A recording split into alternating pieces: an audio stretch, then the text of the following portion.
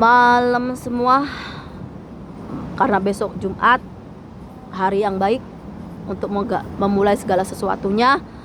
Karena saya beragama Islam dan sebagai orang Jawa yang beragama Islam, tentu saja saya beda dengan orang yang menganut agama Islam tapi yang versi Arab. Kenapa? Yang versi Arab ini lebih condong ke Arab-Araban, sedangkan saya walaupun beragama Islam, saya tetap menjunjung keilmuan, ada istiadat dan budaya dari leluhur saya orang Jawa. Dan saya juga mengenal Gusti Allah, Gusti Pangeran. Itu juga perjalanan hidup saya, bukan dari saya mendalami ke pondok pesantren ataupun mendalami ke Ustadz Kiai. Enggak, saya itu berjalannya dari kehidupan, mulai dari saya kecil sampai ke besar. Dan mulai dari saya itu enggak punya kasih sayang, mulai dibully, mulai mendapatkan pelecehan, mulai saya itu ibaratnya dihina, direndahkan dan sebagainya. Itu adalah sisi gelap saya atau sisi hitam. Dan saya melakukan dosa, menjadi bajingan, itu juga sebagai bagian dari sisi gelap saya. Kenapa saya ngomong dan buka itu semua? Karena saya orang Jawa. Saya lebih suka seperti Sunan Kalijogo. Artinya apa? Masa lalu dan masa yang sekarang ini seperti takdir. Takdir itu ada hitam, ada putih, ada dosa, ada suci, ada kehidupan dan ada kematian.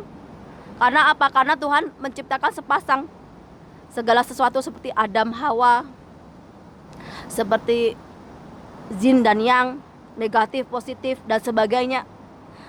Tapi itu apa? Itu mengajarkan kita sebagai manusia itu hidup dalam pencarian. Pencarian Tuhan, pencarian sisi kita, bahwa setiap manusia itu nggak hanya sucinya aja, nggak hanya baiknya aja, tapi setiap manusia itu punya kesalahan, punya dosa, punya keburukan. Nggak ada di dunia ini manusia yang sempurna ataupun yang suci, kecuali dia sudah tahu kapan dia mati, terus meninggalkan sisi duniawinya, udah nggak mau lagi menyentuh duniawi. Berarti dia itu siap-siap untuk mati. Dan sebagai orang Jawa, saya bilang lagi ya, yang punya mujizat, yang punya karomah, yang punya keajaiban ataupun doanya dikabulkan, itu nggak cuman orang Arab, nggak cuman orang Kristiani ataupun orang bule atau orang manapun. Orang Jawa, orang Nusantara itu kata-katanya juga mandi, artinya sabdo pandito ratu, sabdo dadi ataupun itu geni, juga punya karomah, juga punya mukjizat, ya punya keajaiban.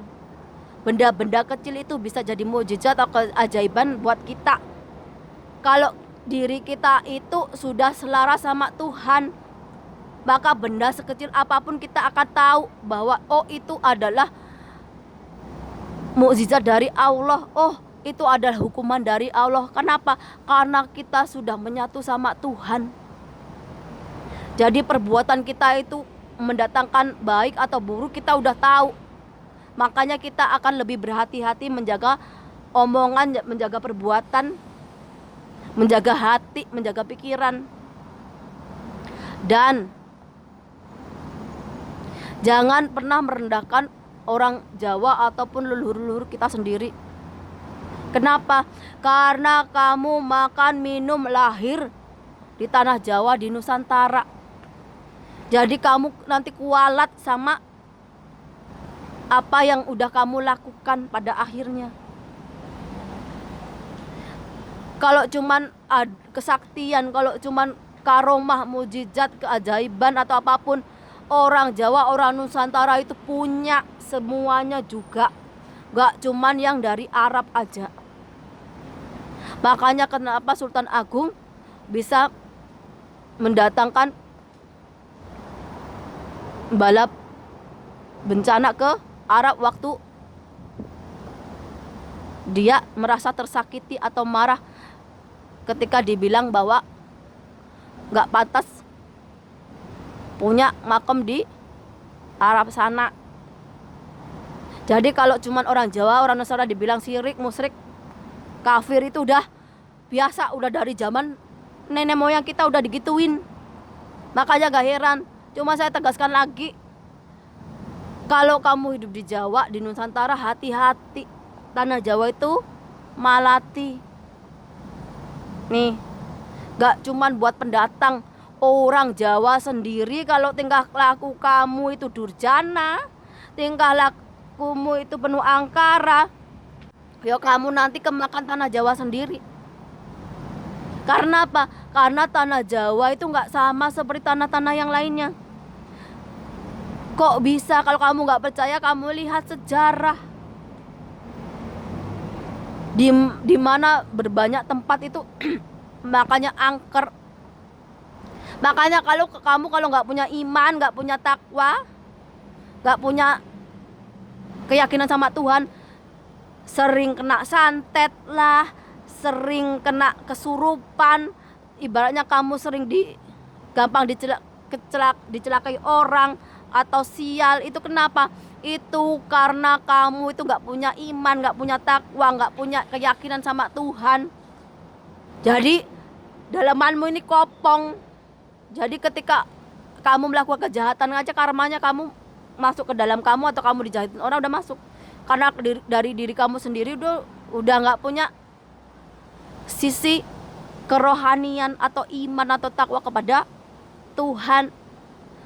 Orang kalau punya iman, punya takwa, punya keyakinan sama Tuhan, jangankan disantet atau diguna-guna orang, setan, iblis, jin gak bakalan mau mendekat. Dari jauh aja udah takut. Kenapa?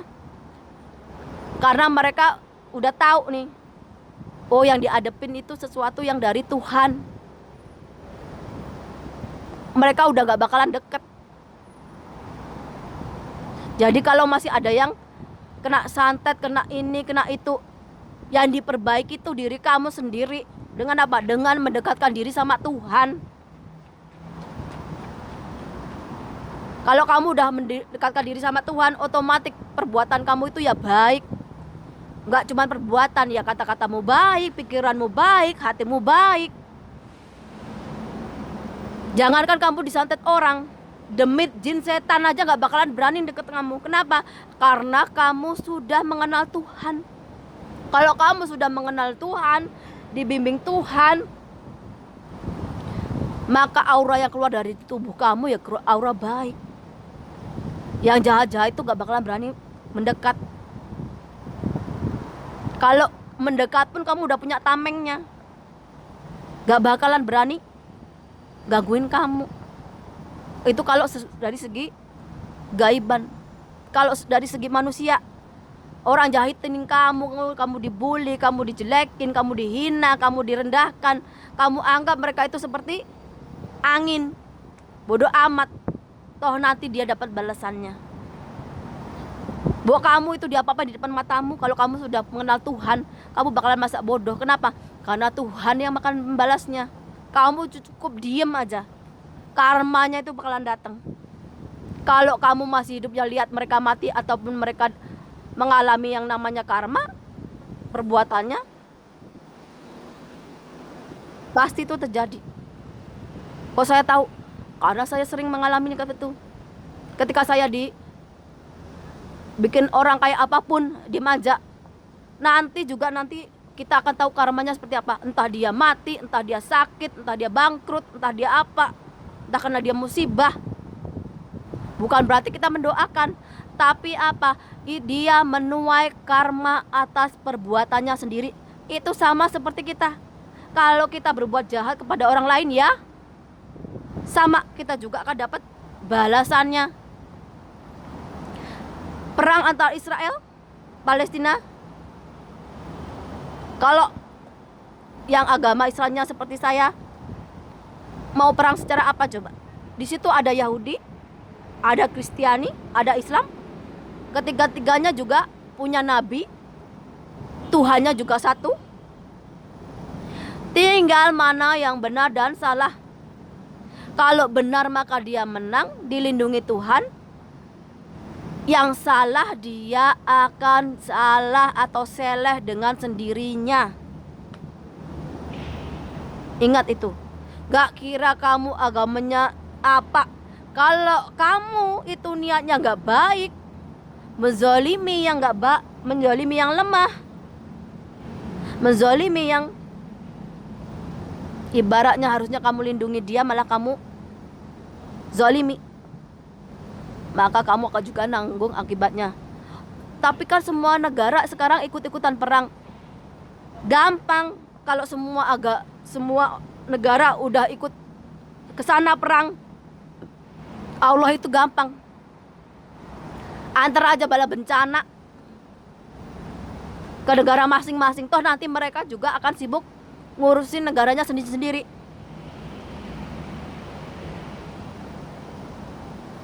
Tapi itu memang udah takdir dari Tuhan, bahwa Islam akan hancur karena perbuatan mereka sendiri. Dari zaman Nabi Muhammad sampai sekarang ya perang antar agama, perang rebutan kekuasaan, perang antara politik. Ya seperti itu.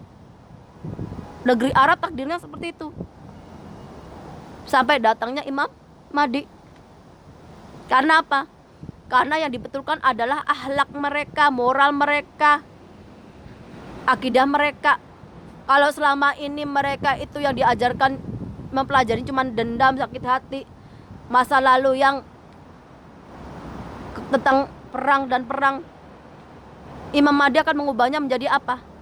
Menjadi lebih baik lagi. Bagaimana memaafkan, bagaimana sabar, bagaimana mengubah dari sengsara itu menjadi kebaikan.